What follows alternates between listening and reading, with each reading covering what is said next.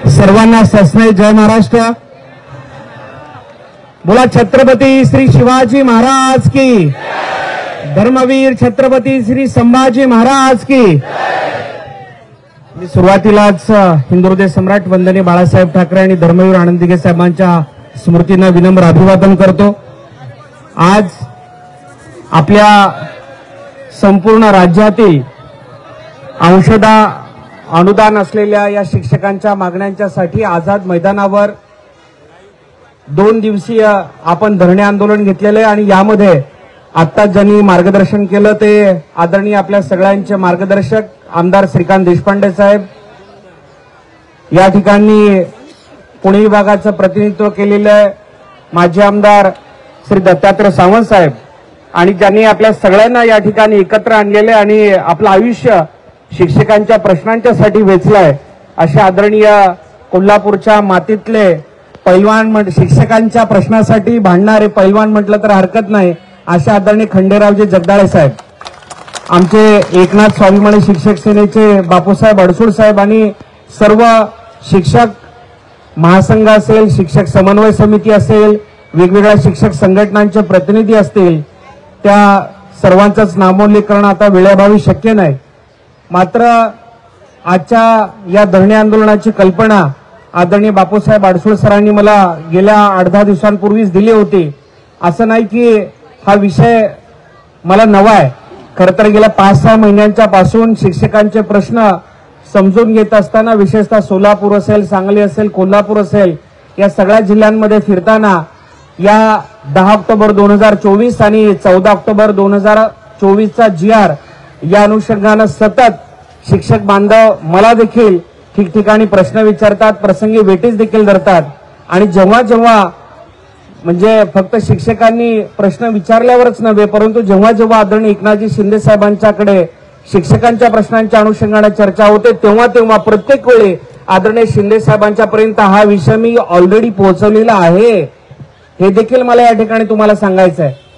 आता या ठिकाणी अनेक विरोधी वाकावरचे सगळे लोक येऊन जातात। मगाशी कोणीतरी मनोगतामध्ये म्हटलं की पहिल्यांदा गेल्या 15-17 वर्षाच्या इतिहासामध्ये शिक्षकांना खऱ्या अर्थानं न्याय कोणी दिला? तुम्ही सांगा, कोणी दिला न्याय? देणारे कोण आहेत? एकच नाथ आहेत ना। आणि म्हणून माझी विनंती आहे सगळ्या शिक्षक बांधवांना की भावनेच्या भरामध्ये आपण जे भावना व्यक्त करतायत या नालायक सरकारला कळत नाही का वगैरे, तर असे शब्द वापरू नका। देणारा कोण आहे? एकनाथ शिंदे साहेब, राज्याचे मुख्यमंत्री देवेंद्रजी फडणवीस साहेब आहेत, अर्थमंत्री आणि उपमुख्यमंत्री अजितदादा साहेब आहेत, अजितदादा पवार साहेब आहेत आणि हे सरकार शिक्षकांच्या बाजूने सकारात्मकपणे निर्णय घेणारं सरकार आहे। गेल्या अनेक नाही एक मिनिट ऐकून घ्या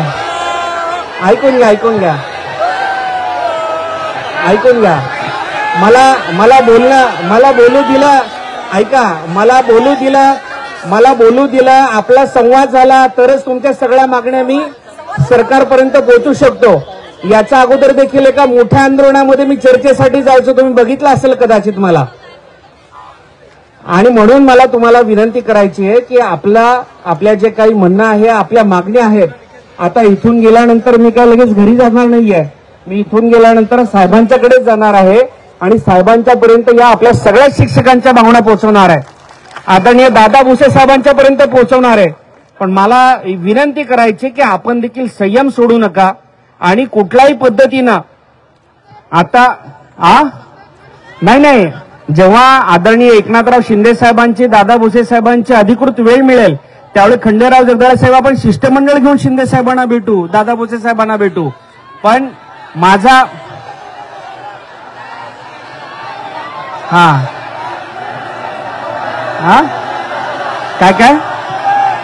काय म्हणताय? बरं, माझी ऐका मला खंडेराव जगदाळे साहेब या ठिकाणी आहेत, आपल्या सगळ्या भावनांशी मी सहमत आहे। ऐका शिक्षकांच्या प्रश्नांशी मी तळमळीनं यासाठी देखील जोडला गेलेलो आहे, माझी सख्खी मोठी बहीण शिक्षिका आहे हे देखील मला तुम्हाला या ठिकाणी सांगायचं आहे। तुमचे जे प्रश्न आहेत ते माझ्या घरातले प्रश्न आहेत, माझी सख्खी मोठी बहीण शिक्षक आहे, त्याच्यामुळे सगळ्या शिक्षकांच्या प्रश्न हे माझ्या घरातले प्रश्न आहेत. हे समजून मी या ठिकाणी शिक्षकांचे प्रश्न समजून घेत आहे आणि हे माझ्या परीने प्रामाणिकपणे राज्यकर्त्यांच्यापर्यंत पोहोचवणं आणि हे मार्गी लावण्याचा प्रयत्न करतोय. मी या ठिकाणी ग्वाही देतो की मी इथून गेल्यानंतर तात्काळ आदरणीय एकनाथराव शिंदे साहेबांची भेट घेईल.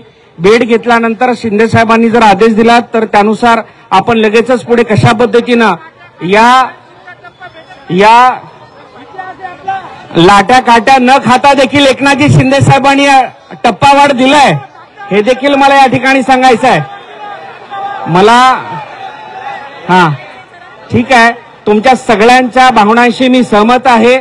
मी आपल्या सगळ्यांच्या भावना आदरणीय एकनाथराव शिंदे साहेबांच्यापर्यंत पोहोचवेल, आदरणीय दादा भुसे साहेबांच्यापर्यंत पोहोचवेल, आदरणीय अजितदादा पवार साहेब आणि संवेदनशील मुख्यमंत्री फडणवीस साहेबांच्यापर्यंत पोहोचवेल आणि लवकरात लवकर आज सायंकाळपर्यंत कशा पद्धतीनं आपल्याला पुढे जाता येईल या विषयाच्या निर्णयांमध्ये या अनुषंगानं आदरणीय शिंदे साहेबांचा जो काही निरोप असेल तो खंडेराव जगदाळे साहेब आपल्या माध्यमातून आपण सगळ्या शिक्षकांपर्यंत पोहोचू ही ग्वाही या धरणे आंदोलनाच्या निमित्तानं देतो. आणि मी देखील तुमच्या लढ्यामध्ये एक सैनिक म्हणून सोबत आहे हे या ठिकाणी आवर्जून तुम्हाला सांगतो आणि थांबतो. जय हिंद, जय महाराष्ट्र. धन्यवाद सर. याच ठिकाणी लोकांचं एकच म्हणणं आहे की जे दिलंय ते एकनाथ शिंदे साहेबांनी दिले हे आम्हाला माहित आहे, कारण ते आमच्या हृदयामध्ये आहेत. गेल्या 2 वर्षामध्ये 1160 कोटी दिलेले आहे. आता जे टप्पा त्यांनी दिला मुख्यमंत्री असताना 10 ऑक्टोबरला बैठक झाली, 14 ऑक्टोबरला निर्णय झाला, त्यानंतर निवडणुका झाल्या. आम्ही जे मतदान केलं ते एकनाथ शिंदेचा चेहरा पाहून मतदान केलं. त्यानंतर साहेबांची अशी विषयता का ठरली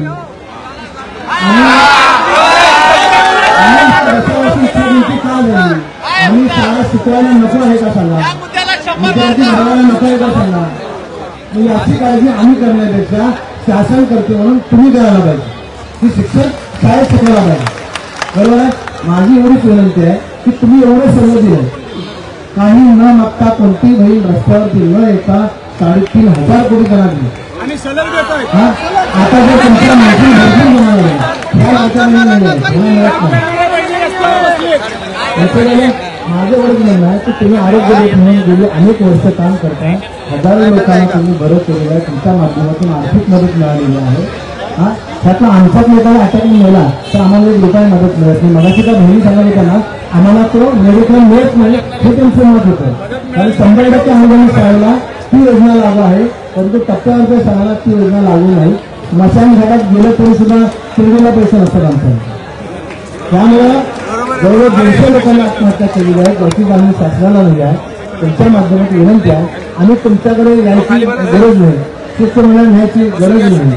मुख्यमंत्री उपमुख्यमंत्री तुम्ही बसा आणि त्याला सांगा की आम्ही तेव्हा कोणाला निर्णय मिळत नाही. परंतु जोपर्यंत निर्णय होत नाही तोपर्यंत आम्ही हे मैदान सोडणार नाही. आणि ही जबाबदारी आज तुम्ही निषेध मिळाला. आता आमच्या निषेध तुम्ही घेऊन तिकडे जावा की मैदान सोडणार नाही. शांततेने आमचं आंदोलन चालू होणार आहे. कायदा आणि सुव्यवस्थेची कोणतीही बाधा येणार नाही. परंतु तिथं तरतूद झाल्याशिवाय म्हणजे जसे देशपांडे साहेबांनी सांगितलं किमान ₹1 टोकन जे आहे ते तुम्ही अधिवेशनाची मंजुरी दिल्याशिवाय पुढचे पैसे मिळणार नाही. तेवढे काम तुम्ही करा अशी विनंती. एक मिनिट, एक महत्वाची माहिती तुम्हाला या ठिकाणी मेडिक्लेम किंवा आरोग्य विषयाच्या अनुषंगाने काही प्रश्न उपस्थित केले. मला या ठिकाणी नम्रपणे सांगायचे, पाठीमागं अनेक वर्षात ज्यावेळी आदरणीय एकनाथराव शिंदे साहेब मुख्यमंत्री होते त्यावेळी महात्मा ज्योतिबा जन आरोग्य योजना व्याप्ती, महात्मा ज्योतिबा फुले जन आरोग्य योजना या योजनेची व्याप्ती संपूर्ण महाराष्ट्रातील संपूर्ण 13,60,00,000 जनतेसाठी केलेली आहे. आणि याच्यामध्ये केशरी पिवळं राशन कार्ड अट काढून पांढरा राशन कार्ड धारकांना देखील ही योजना लागू आहे आणि सगळ्या सरकारी कर्मचाऱ्यांना लागू आहे. त्याच्यामुळे मला नीट ऐकून घ्या, ही अतिशय महत्वाची माहिती आहे. आपला प्रश्न तर मार्गी लागणारच आहे, पण ही माहिती अतिशय महत्वाची आहे की महात्मा फुले योजनेच्या जी 2000 हॉस्पिटल अंगीकृत आहे त्या सगळ्या ज्या 2000 हॉस्पिटल महात्मा फुलेमध्ये अंगीकृत आहेत त्या सगळ्या रुग्णालयांमध्ये आपण सगळे शिक्षक बांधव, सगळे त्या ठिकाणी सरकारी कर्मचारी देखील विनामूल्य लाभ देऊ शकतात. हे मला आवर्जून तुम्हाला या ठिकाणी सांगायचं. अनेक वेळेला माझी विनंती आहे, शिक्षक तर एकदम समाजाचा आधारस्तंभ आहे, तुम्ही मला लोकांपर्यंत माहिती दिली पाहिजे. ही योजना प्रभावीपणे अंमलबजावणी करण्याची जबाबदारी तुमची आणि सगळ्यांची आहे. कुठल्याही प्रतिकृती योजनेची आवश्यकता नाही, एवढी महत्वाची ही योजना आहे. आणि मग कुठल्याही खंडेराव वगैरे साहेबांनी सांगतो तर कुठल्याही शिक्षक बांधवांचा आरोग्यविषयक प्रश्न असेल तर मंगेशची त्या अर्ध्या रात्री उभा आहे सगळ्या शिक्षकांच्यासाठी. हे देखील मला या ठिकाणी सांगायचं. शासकीय योजना, रिएम्बर्समेंट योजना, काही सांगितलं की बाबा टप्पा 20% किंवा 40% जर आमची त्या ठिकाणी अंशता मान्यता असेल तर त्यांना ती योजना मिळेल नाही मिळेल जी तुमची योजना आहे प्रतिकृती योजना त्याच्याही पुढे जाऊन मला तुम्हाला सांगायचं आहे. महात्मा ज्योतिबा फुले योजनेसाठी 3 कोटी 37 लक्ष कुटुंबाचा विमा सरकारने उतरवलेला आहे. इथं बसलेल्या तुमच्याकडे सगळ्यांचा विमा सरकारने उतरवलेला आहे. सरकारी असो, खाजगी असो, रस्त्यावर चालणारा कुठलाही नागरिक असो ज्याचा आधार कार्ड राशन कार्ड महाराष्ट्राचे मराठी नागरिक आहे. त्याच्यामुळे ही माहिती तुम्ही ध्यानात घ्या आणि कधीही आरोग्याविषयी कुठलीही समस्या असेल तर मंगेशची आठवण काढा. एक भाऊ म्हणून, एक तुमचा छोटा सहकारी म्हणून मी तुमच्या सोबत आरोग्याविषयी समस्या बाबतीत. टप्पावाढीचा विषय व्हायला पाहिजे, तरतूद व्हायला पाहिजे. हा एकच विषय घेऊन साहेबांकडे यावा.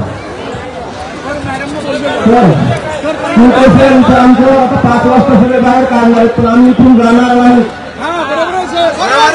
आम्ही इथून